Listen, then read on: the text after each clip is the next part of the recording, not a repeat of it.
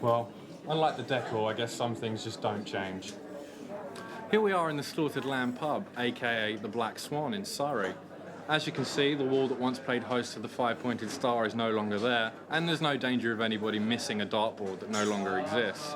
With a $10 million budget now in place and pre-production now well and truly underway, it was now the task of John Landis to select the perfect cast of performers that would bring his extraordinary screenplay to life. Well, I had to have British crew. I had to have an entirely British crew.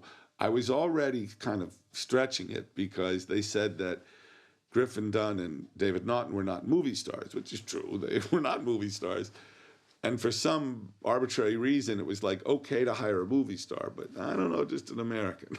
But I was able to convince them because in a cast of, 60 speaking parts or something, 58 of them are English.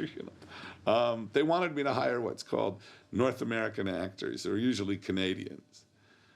So it's like, beware the moon, eh? John and I went through a whole number, probably 300 people, both in New York and in Los Angeles, to find the guys to play the two boys. And it was not easy to get what we wanted. So I had to find two boys who were kind of like my friend Greg and I when we were 15, 16. I was looking around, and the Dr. Pepper commercials were quite big then, where David would sing and dance.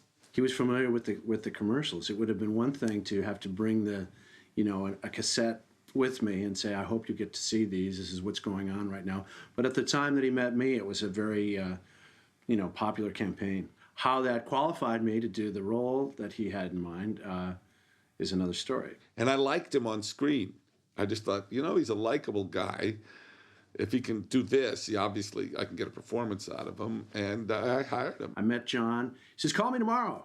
I called him the next day.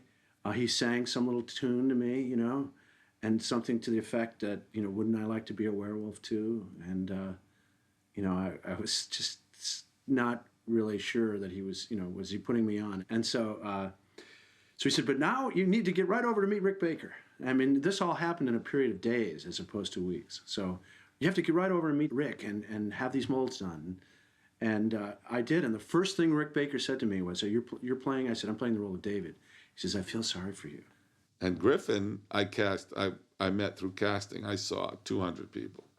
I went in, I met John, and he was very friendly, and I think he did most of the talking.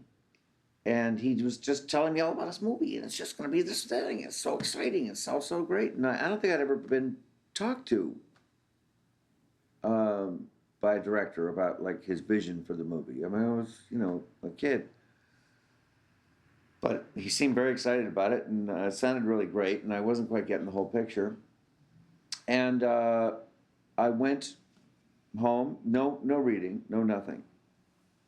I think he asked me a few questions about myself, and I got home, and I had a crappy little apartment not far from here, and I got a phone call from my agent, who'd never gotten me a job before, saying that I should stand by, that a messenger was going to deliver the script. John wanted me to read it right away and then call him. And I did. I spoke to John, and he was like, well, you want to do it?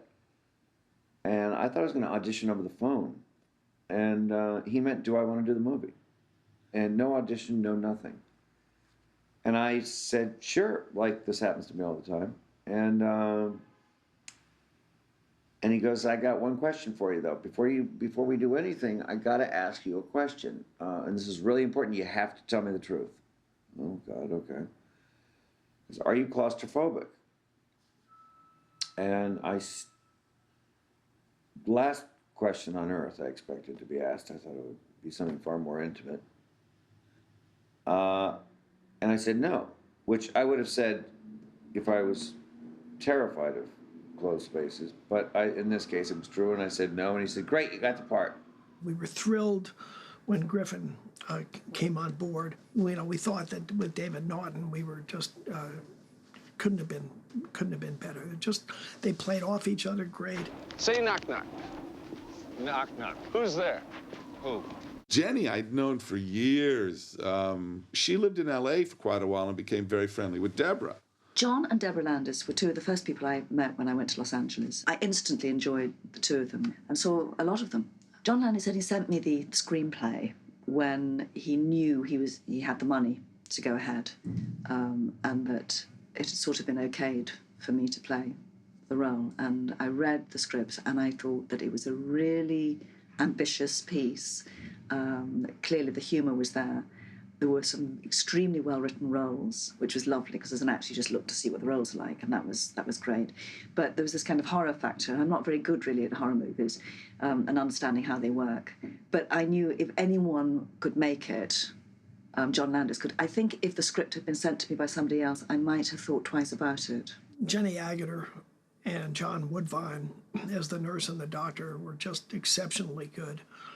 And again, it's just the tradition of the British actors they're just so damn good in what they do. At the time, was working with the Royal Shakespeare Company. We were doing Nicholas Nickleby, which we later took to New York, was a huge success in America. I suppose John came to see the show and got in touch because he was making the film. It was really one of the great things I've seen in theater, and I was so taken with it. I tried to cast everybody in the show. I mean, Lila Kay came from it. John Woodvine came. He played Ralph Nickleby. He was extraordinary.